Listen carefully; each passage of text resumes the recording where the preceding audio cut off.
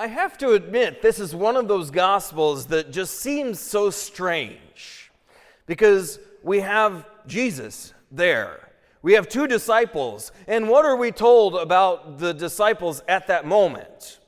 They could not recognize Jesus.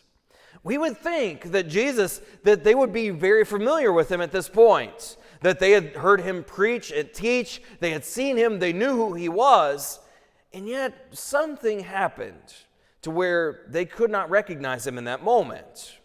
Now, before we start to cast judgment, if we really think about it, our hearts do the same thing at times. That it kind of clouds our vision. We're not able to see things as clearly.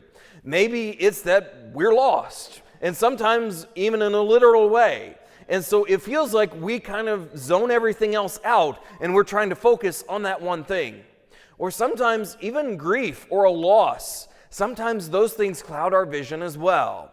Or if we feel like we just don't have sense of purpose or meaning in life at the moment, many times we experience that as well. Maybe the perspective of the disciples isn't so far removed from our reality. Because if we delve into the gospel, we start to understand what exactly these disciples were going through and how Jesus engaged with their humanity and also engages with ours. So at the very beginning, we're told that they're walking around discussing and debating what's going on. So they're confused, very obviously. They don't know quite what to make of all of this. And so then Jesus appears, and they can't recognize him. Now, this is not necessarily that God is trying to block their vision. This is just simply them, not able to perceive or see. And so they're downcast, as we're told. That they aren't necessarily looking up, they're looking down at the ground because they're so devastated and disappointed by what has happened. And so they can't see clearly. And they can't even see Jesus and perceive him in their midst. And we have to understand too, their perspective was that he was the Messiah. But they did not have the perspective of what was going to happen.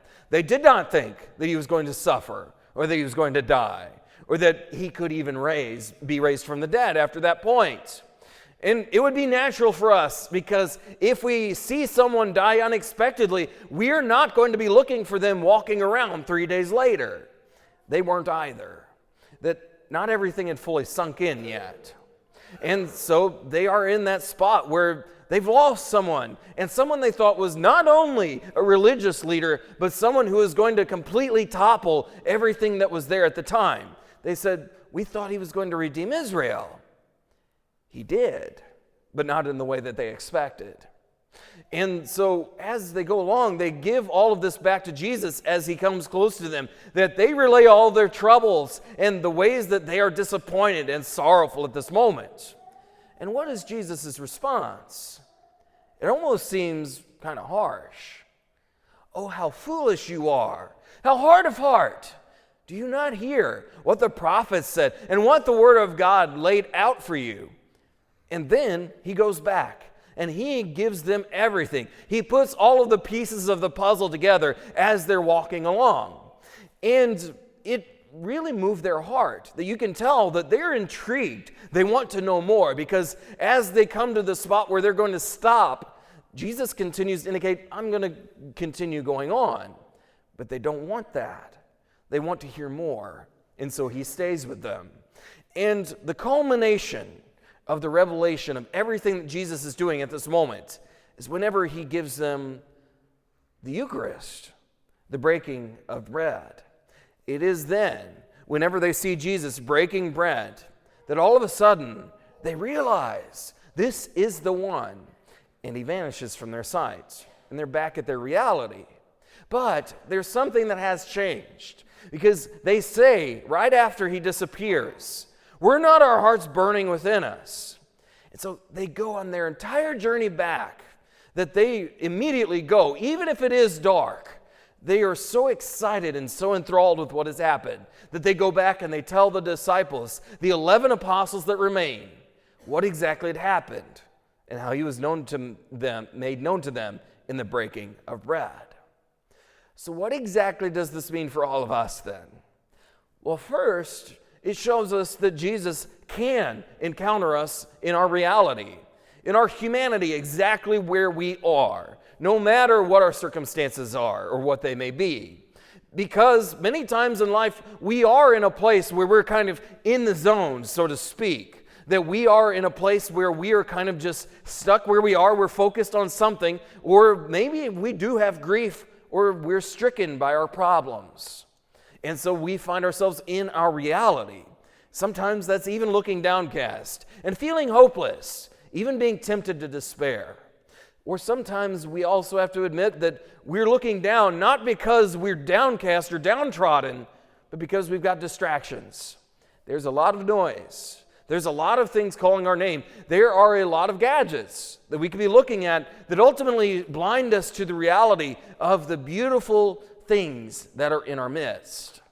And so sometimes we're in that place where it feels like we're just kind of focused and very short-sighted because we're focused on something that kind of takes our attention. And so notice, Jesus comes to the disciples in that place. Now, it might seem like they were being foolish in that place, but he does come to them nonetheless because he doesn't want them to stay there.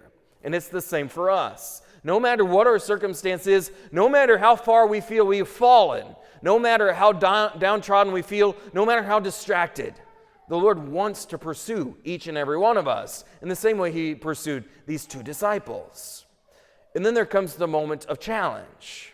Whenever he starts to tell these two disciples, "Oh, how foolish you are. Oh, how hard of heart not to believe everything that was written."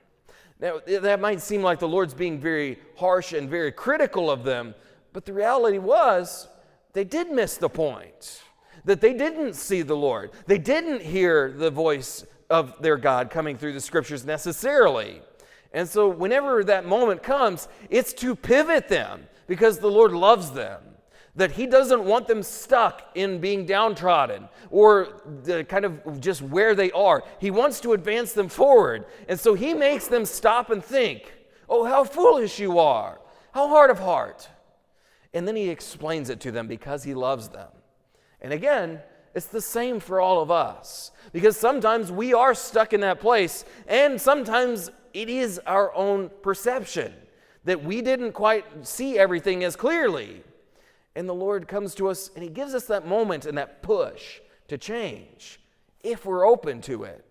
And the disciples were.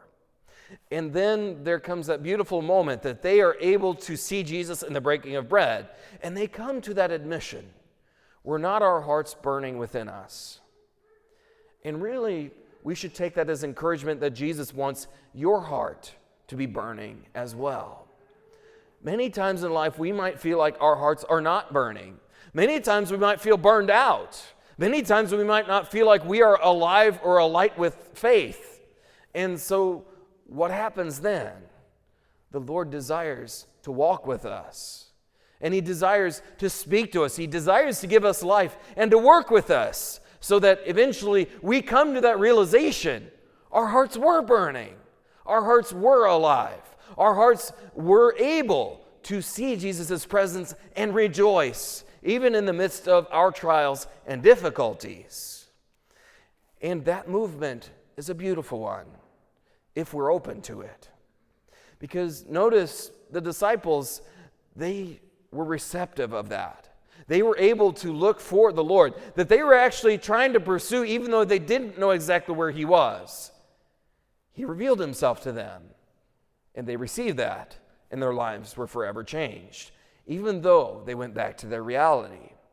And for all of us, my brothers and sisters, I would give that challenge. Are you open to having your heart lit on fire? Are you open and receptive to what the Lord can do in your midst, even if he challenges or pushes you just a little bit? Because too often we do fall asleep, or we find ourselves downcast or distracted, or bothered by all the noisiness of this life.